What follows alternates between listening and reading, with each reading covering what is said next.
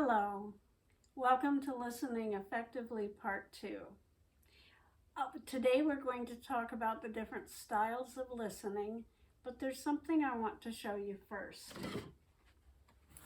Albert Ellis put together a model of understanding our perceptions. An event can happen, but it has no meaning until you filter it through your belief system and arrive at a consequence, which is what you think or feel or do. The belief system is made up of a lot. It's made up of values, prejudices, experiences, attitudes, knowledge, opinions, emotions, local culture, family, religion, family tapes, politics, worldview, openness to new, birth order, temperament, biases, etc., etc. Along comes Martin Seligman and says we tend to have either a negative or a positive explanatory style. Let's say the event was you lost your job due to downsizing. If you have a negative explanatory style, you would say, I always mess up, nothing ever goes right for me. If you have a positive explanatory style, you'll say, well, I'll find another job. Maybe it's not so bad. I didn't really like that job that much anyway, and maybe I'll try this other thing I've been looking forward to trying now. All of this, it's not necessarily good or bad or right or wrong. It's a mixture of everything. A lot of this can be just wrong. A lot of it can be partly wrong. Some of it can be adaptations to a rotten childhood that helped survive then but are not necessarily good now. It's all kinds of mishmash. This is where therapy happens. If you run into consequences that you're not happy with, what you think, feel, or do, this is where you would examine it. Hi, yikes, how do we communicate at all? It's hard to understand. Why bring this up now? Because the speaker is going through all of that. The listener is going through all of that. When I say take yourself to really hear somebody else, take yourself by the shoulders and set yourself aside, it's all this. So, and therapy is one of the best gifts you can ever give yourself. Okay. Styles of listening. Passive is pretty self-explanatory. You're hardly even attending. You are just kind of making noises and oh really. The times that it might be appropriate would be if you're spending the day with a 3-year-old for hours and hours. You're not going to probably listen too well. Just listen for long silences or something going wrong. Also, it might be that you're talking to your mother over the phone and she is complaining about her neighbor, which you have heard 2,000 times. You'll probably either listen passively or that's a good opportunity for you to get to set some boundaries.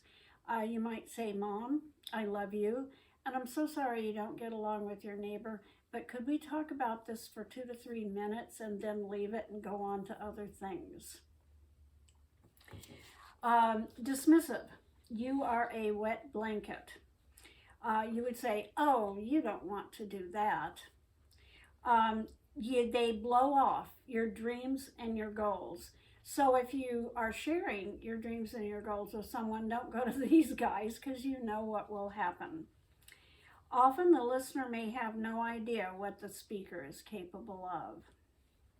Appropriate sometimes with a child, but just be really careful. Definitely if it's an issue of safety, you want to step right in. But otherwise, be careful. Judging. Condescending, a pretense of a higher moral ground by the listener. Placing the listener in a superior and evaluative position over the speaker. it absolutely shuts down the conversation and the speaker will get defensive. Appropriate at times when a parent or a boss or a partner feels they need to do this, but just be careful, be kind, try to come from love. Judging, however, judges judge, so it's appropriate, and so do other entities such as police, detectives, investigative commissions, etc. These people are paid in jobs to judge. Advising.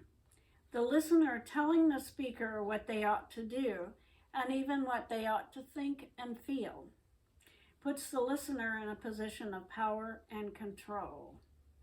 It creates dependency or passivity. Think of parents who are insisting their adult child go into a certain career when the adult child has a heart to go into something different. That said, if somebody asks for your advice, you can give it, but kindly. Think who you're doing it for, you or them. And it is appropriate, again, for judges in court. They advise, stay out of trouble, young man, go to rehab. Lawyers, police, guidance counselors, for those whose job it is to help people behave correctly in certain situations or in life. Questioning. I had a boss who attacked with questions. Often the questioning has far more to do with what the listener thinks is important than what the speaker felt was important about his own experience. Appropriate. It's what the police do. They question. And detectives and lawyers and investigators, insurance settlers, vice principals, those who must gather the facts to intervene. Diverting or redirecting, throwing aside the central issue and drawing the attention to some minor part, redirecting. It can be appropriate in cases where changing the direction of the conversation is for the greater good. Taking control in other ways. Rolling somebody's experience into a category that you know something about.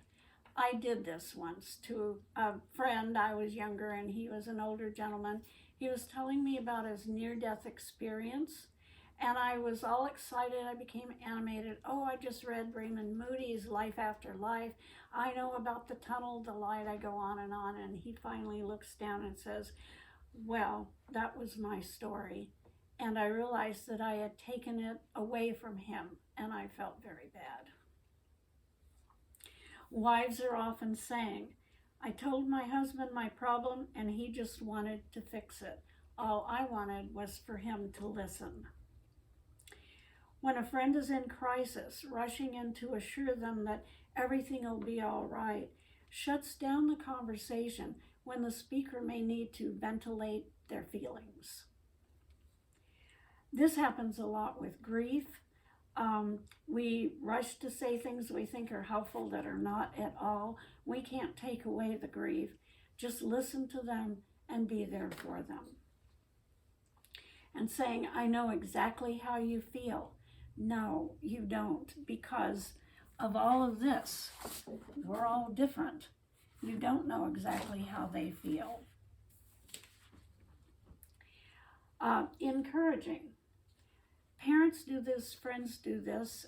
Just don't lock somebody in to a position that they are just trying on and they don't want to have to follow through on it yet. Active listening, the granddaddy of them all, the one that we really want to concentrate on. I can tell you one thing that active listening is not any of the others. So come to part 3, and there are 3 magic words to be a good active listener, and see if you can think what they are. Okay? Thank you. See you then.